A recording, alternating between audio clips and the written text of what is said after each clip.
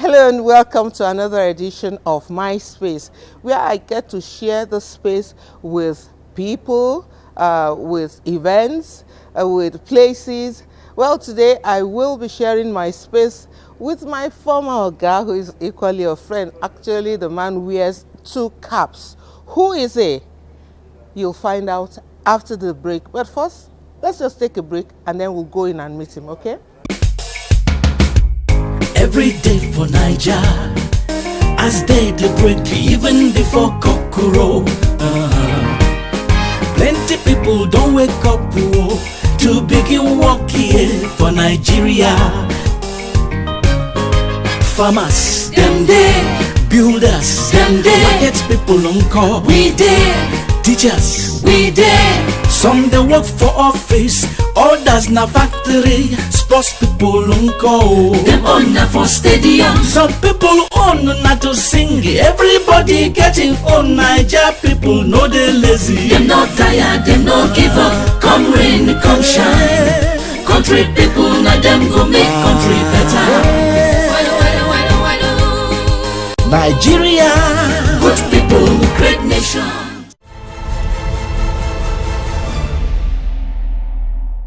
Yes, welcome back. The program is still My Space. And at the beginning of this program, I informed you that I will have the opportunity today of chatting with my former boss, who is equally a friend. And I said he's a man that is wearing two caps. Well, on the program today, he will tell us the two caps he's wearing. And it's my pleasure to welcome on the program, My Space, my boss, my former boss, and a very good friend, Mr. Maxwell Loko. Well, my guest, I call it, it's my pleasure having you on this program, My Space, today, and I'm so very excited that we are not talking TV today, but we will talk about the digitization. Nice to have you. Welcome to My Space. It's my pleasure, and I'm glad to be in your program, My Space. Yeah. Okay, let's start by you telling us more about yourself. Who is Maxwell Loko? Was born of Peter Loko and Pauline Loko. It's somewhere in present-day Nasarawa State, even though biologically we hail from Benue State, Otupa, a remote village in Benue State called Otupa. I went through my elementary school in Nasarawa State, somewhere in Akwanga, called St. Marcus Primary School, Akwanga. After which I proceeded to Jos, to a school known as Government Secondary School, Kuru, one of the oldest government schools, way back. Kuru is near Jos, and it's where I learned those basic things about life. After my secondary school, I now proceeded to Kaduna Polytechnic, another renowned regionally owned polytechnic in Kaduna State, where I majored in marketing. And after which, I went on to study BSc Economics in Nasarawa State University, then obtained another master's in business administration, majoring again in marketing from Delta State University, and went on to study MSc in political economy and development studies. I've had a span of about 20 years experience in this industry. To be very precise, 21 years. I've been in this industry for the past 21 years. Wow. As an economics, as a political economics, as a marketer. But here I am, making a career in broadcasting. But I would say it's been a wonderful experience. I must say that's quite an achievement. Yeah. You believe in education. That's why you have been like notching up on your your acquisition of educational qualification, so to speak? Yes, I am an avid reader. I believe in acquiring knowledge, and like somebody once said, I wouldn't know who gave the quotation. Now, the day you stop reading, the day you stop learning, you are dead. And I'm a passionate, reader, and my friends always, made fun of me that I should have ended up in the academics. But I believe that learning, both academically and learning for knowledge, keeps the human mind very active. Whether it's relevant to what you are doing as a profession, or whether it has to do with something that's very different from what you are doing. No knowledge is lost. No. Yeah, so I have gone ahead, and I think I'm not done yet. I see a situation where very soon I'll register for my PhD. Yeah. Well, that's very good. Congratulations in advance. Thank you. Now, what informed your choice of broadcasting? I stumbled into the broadcasting profession by accident. I had never thought I would end up in broadcasting. My initial desire actually was to be a pilot. I either said as a young man I'll either end up being a pilot or I'll be a doctor. And even the doctor, I must be a surgeon. I had those two professions, dreams, in mind as a young man growing up. I didn't realize the two for some many other reasons, but I felt that wherever you have flair for, even if it's not relevant with your academic qualifications, and you pursue it, you end up doing well. I've always liked the glamour of television. I like the influence of working in a broadcast outfit. It's funny that was what drew me to broadcasting, but I had never really been a broadcaster in the real sense of it. We worked at the background to ensure that those who are the face of broadcasting, we are doing what we are doing. I was going to ask that with your handsome face, good smile, you should actually be in front of the camera and not behind. I don't think I have the voice for a broadcaster. It takes just more than what you look. It also takes what you have in you. As much as I had a passion to work in the industry, I also am aware that you have this innate ability to speak like a broadcaster. You must have the voice of a broadcaster. And eventually I also learned that you must also be trained, as a broadcaster. So because you could be trained on the job. Yeah, but I came in not as broadcaster. So I think I didn't want to compete for space with those who are already trained in the job. So I felt I could add value doing some other things behind the scene. Okay. But it has been a wonderful experience. Yes. I want to ask this question because while growing up, it was fashionable, you told people you were a pilot, girls rush at you. Was that why you wanted to be a pilot, really? Because it's a glamorous job? No, not at all. The first time I saw a pilot in his uniform, it blew my mind. And I said, one day I must wear that uniform. And again, the first time I flew, I liked the feeling of flying. And you can see the combination of liking the appearance of those who make this possible, and also having the feeling that I want to be up there all the time.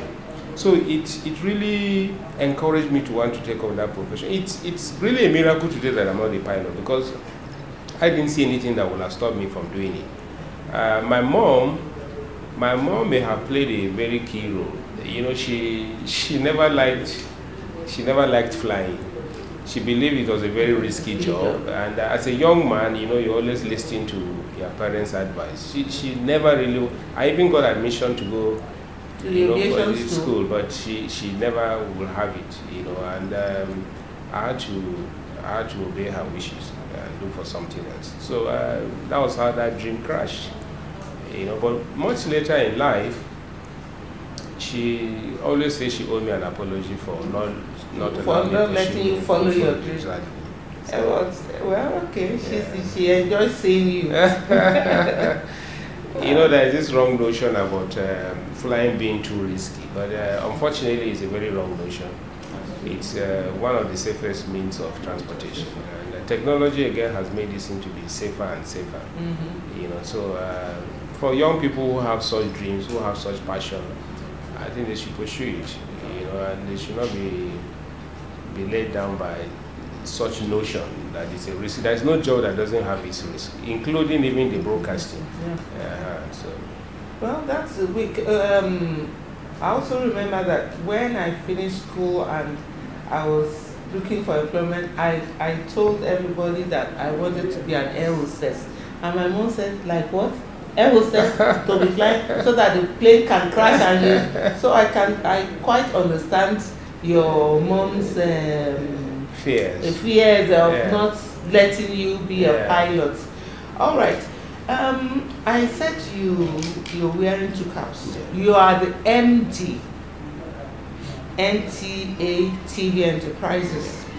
You are equally involved in seeing that digitization is actualized in Nigeria through StarTimes. So tell us about this. So how do you juggle the two? You're right about wearing two caps, and each of the responsibilities comes with enormous pressure and expectations. One, this is a presidential task force, more like a task force. Mm-hmm. It's called DigiTeam Nigeria. And it's a 13-man team set up by Mr. President to actualize the analog to digital migration or transition in Nigeria. And I represent the NTA in in the team. And we have been, in the past 2-3 years, midwifing the whole process of Nigeria moving from the analog to the digital broadcasting. So I would say that I don't consider it too much a burden because I'm comfortable with within the job that I'm already used to, and it may seem like wearing two different caps and juggling responsibilities and all that. But in the first place, the TV Enterprises is a business arm of the NTA. And what we do is also inclusive of going into partnership with other system integrators in broadcasting, pay TV television operators, and so forth. Digital terrestrial television operators like what we are doing with the StarTimes.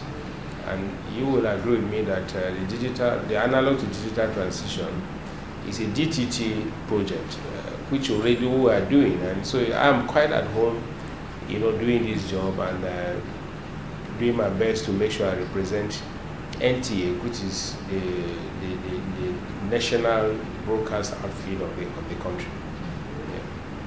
All right.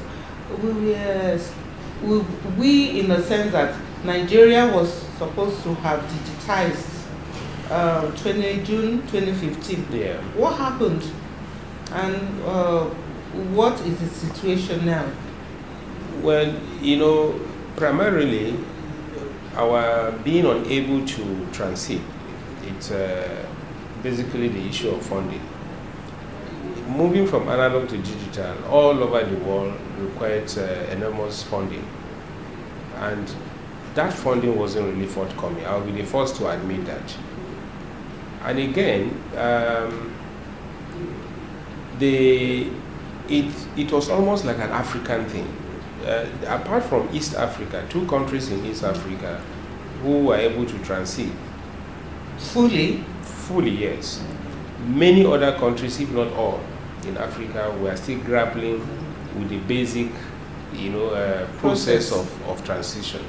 Apart from the funding, it comes with enormous challenges, like the set-top box. It comes with having to educate people of what they should expect. People are already used to the way they are watching TV. You don't wake up and say, look, all this will change. So most African countries could not transit after giving themselves two different deadlines. But the luck again is that you are not transiting or migrating does not earn you any punitive measures from the ITU per se. All it does for it is that you are not going to be protected from any interference. That means if your neighboring country migrates or transit, and the signal drops you, and you who has not, you have an obligation to ensure that you protect their signal, because you will not be protected. Really? Yeah, and again, it's an international resolution that was signed by these countries, and it behoves on every country to ensure that they abide by the resolution. I think we have learned a lot of lessons in the past few months of not transiting. So everything possible is being done. That was what was said in 2014. Well, that was what was said several times over. Several times over. But so how are you sure that you're going to keep the promises? Well, I'm saying it with some not even cautious optimism. I'm very optimistic that we will transit, because what's different? For instance, it's the very first time that the government is directly involved. Okay. Before now, I think government just saw this as, look, stakeholders take care of this. Service. We have a Minister of Information now who has set up his own task force, a ministerial task force, who meets with them on a weekly basis. We have a minister now who goes to the pilot state, which is just Plateau State, to ensure that everything you've told him is in place. We have a situation now where the set-top boxes have been made available for the pilot, which was not there before, and there is a lot of sensitization going on. We have a situation where the signal distributor has its infrastructure in place and has started test transmission. All these things were not there before. And so, if I say 1 year from now we'll realize this, you can bet me that we will do that. Looking at you and the way you are saying this excitedly, it appears you are particularly happy that those things are happening now. I am, and I think every Nigerian should be excited. We have tried to let them know the benefits that will come with this transition. And the benefits are not just to the broadcasters, but even to the viewers, even to the federal government, to the regulators. Everybody in the value chain must be excited, because a lot is going to happen. The government is going to realize a lot of money from the sale of spectrum. There's going to be job creation because of the manufacturers that have been licensed to produce the set-top boxes. The viewer is going to have cleaner multi-channels to choose from that will come very clean in terms of sound and audio. So I think everybody should be excited. All right. Now, what motivates you in your drive as a broadcaster? That the fact that the industry, when I say industry now, I'm talking about the media generally, that the industry can make Omar a society. That the industry, for instance, is a nexus between the governed and the people who are managing the affairs of the country. And the industry is a last resort of those who don't have a voice.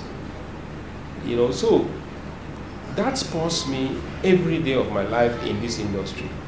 That if as it is called, the fourth estate of the realm, if it's non-existent, I wonder how the society can cope and survive.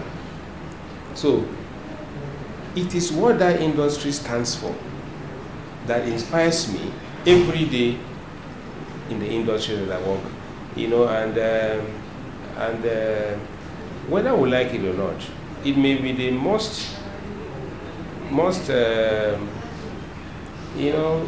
ignored in terms of preferences for work. A young man who graduates from school will never tell you I want to work in the broadcast industry.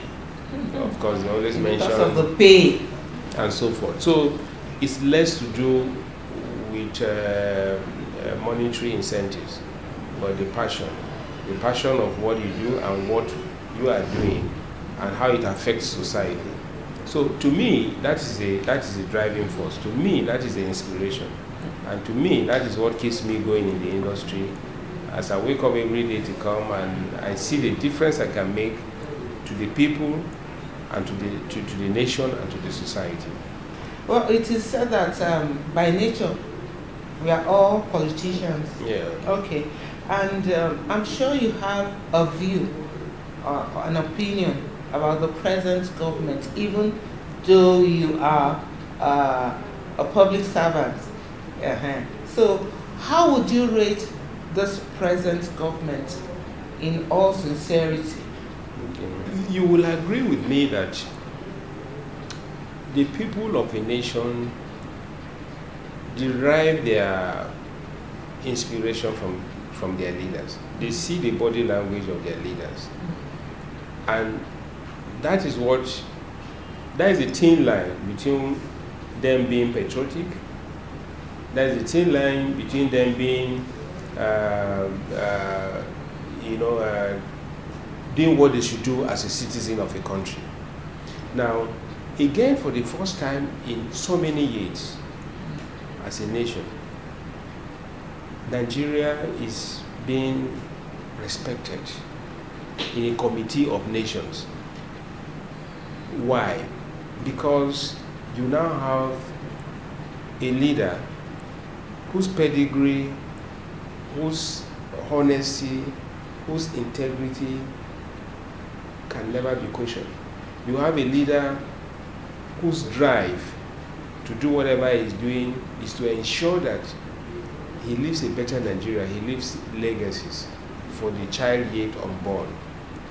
Now, the value of such rating, the value of such recognition can never be quantified. It may not be you and I that may begin to enjoy the dividend of this newfound, recognition Nigeria, positive recognition Nigeria is getting across the nation. Before now, we have never enjoyed positive press. You think so? Yeah. Well, I've traveled wide, and I've traveled so many places in this world to know and to tell you that the perception of a Nigerian was not really too positive, rightly or wrongly.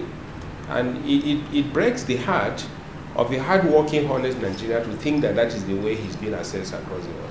But today I think I can go to the United States of America, I can go to many other places, and they know that, I can proudly say I'm Nigerian. And we have corruption everywhere in the world. We have issues, societal vices everywhere in the world. Probably ours was over-celebrated. And we in the media, again, did not help matters because we tend to have always focused only on the negatives of the society, thereby making or giving the impression to the outside world that this was what Nigeria really is, as different from the fact that we have good people, we have hard-working people, and so forth. So it's the best thing that's ever happened to this country at this time, for this kind of leadership to come. And I think people should just give Mr. President and his team a benefit of the doubt and give them time that healing and change and, especially change that has to do with nationhood, be it economy, security, and whatever, doesn't happen overnight. It's a gradual thing. The most important thing is that we are, facing the right direction. It's just a matter of time before we get to the point. That's my own opinion, because so many other people say the government is clueless. Nigerians will always say, I don't think there's any government that has come that people did not describe them as clueless. you always have people criticizing, and you see, but criticisms on its own, it's okay. It puts our leaders, on their toes. But I think when we criticize us for the sake of criticizing, it doesn't help anybody. In other words, criticism should be positive. It should be positive. It should be positive. Point out how will you sit there and say the president is clueless? Whereas in less than 1 year, if you are close enough to those who should mention in some responsibility, you will have seen that a lot has been achieved. Have you been thinking about coming to Nigeria? Then what are you waiting for? Come share in our wealth of vast resources. Come discover treasure. Come to where there's lots of business opportunities.